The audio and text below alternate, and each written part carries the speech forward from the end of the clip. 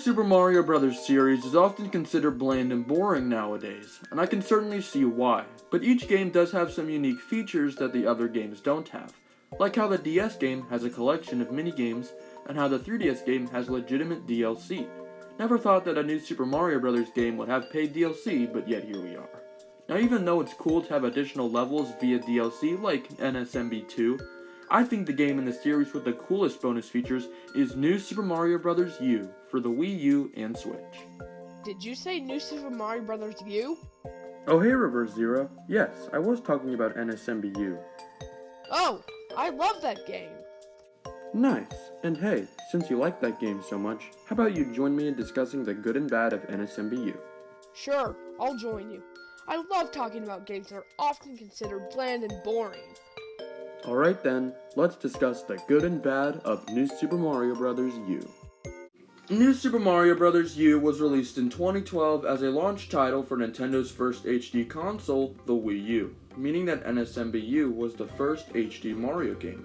But a lot of people feel like that for the first HD Mario game, it's pretty lackluster. But I'll wait until the end of the video to give my verdict on that debate. For now, let's look at the main story mode.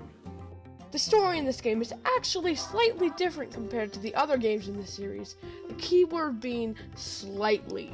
Yeah, so in the other games, either Bowser Jr. or the Koopalings kidnap Peach and take her to Bowser's castle, while in this game, Bowser uses his airship to kick our protagonists out of Peach's castle, and then takes over the castle. There's definitely some differences, but not a lot to make it stand out. So let's talk about the gameplay next. The gameplay is your standard run and jump platforming that the new Super Mario Bros. Series is known for, but now there are baby Yoshis that give you special moves, like being able to glide, make bubbles that help with platforming, and create light to traverse dark places. While baby Yoshis are a neat addition, they don't have enough of an impact on the game to make it really stand out. And besides baby Yoshis, there is only one new power-up, the Acorn Suit, which allows you to glide and even temporarily stick to walls. But again, it doesn't make much of an impact on the gameplay. It's usually not a good idea to make game-changing gimmicks just for the sake of it, but this game really needed some sort of unique gimmick, because without one, it is pretty forgettable. Okay, I'm criticizing this game maybe a bit too much. It's still a very fun game, don't get me wrong, but it's just not unique enough to make a lasting impact. But we still have all of the extra modes to talk about, so let's get into it. The first bonus mode to talk about is the Challenge mode. Challenge mode consists of multiple categories with different challenges per category to take on.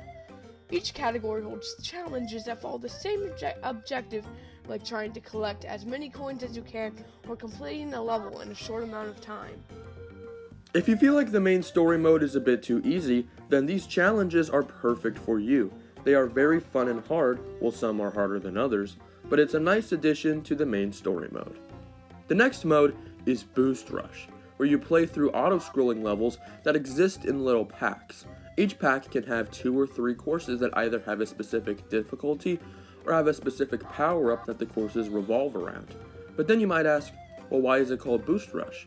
Well, it's because in each level, collecting coins speeds up the auto-scroll, or should I say, collecting coins boosts the speed of the auto-scroll, and then losing coins slows it down. This mode is very random, but I'll definitely give Nintendo points for originality. Don't get me wrong, it is pretty fun. Then the final mode is Coin Battle, which requires at least 2 people to play, by the way. In Coin Battle, you and a friend must collect as many coins as you can in either levels from the main story mode, or levels that were created for this game mode. You can also edit the layout of the coins in each level, which is kind of neat. This game mode is fun with friends, but like the last game mode, it's nothing crazy. Again, it's fun, just not something insane that nobody's ever seen before. New Super Mario Bros. U is a fun game for sure, but it doesn't do a whole lot to make it stand out above the other NSMB games. I do personally think that it is probably the best installment in the series, but the only real reason I'd say that is because it has more content with the extra modes. But again, the extra game modes aren't crazy.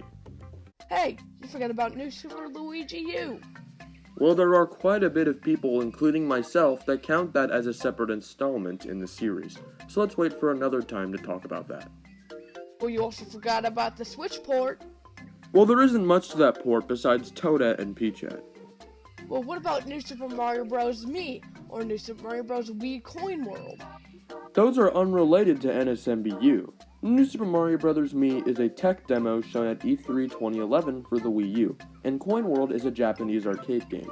So I'm pretty sure that I've covered everything. Okay, well, I just didn't want this collab to end. How about we collaborate again sometime? Sure, you can join me in my next video when I talk about I don't know if I want to join you in that video. How about I join you the next time you do a video on a Mario game? Sure, I'm okay with that. Well, now comes the end of this video, unfortunately. So to everyone watching this video, I hope you enjoyed this video, and until next time, goodbye.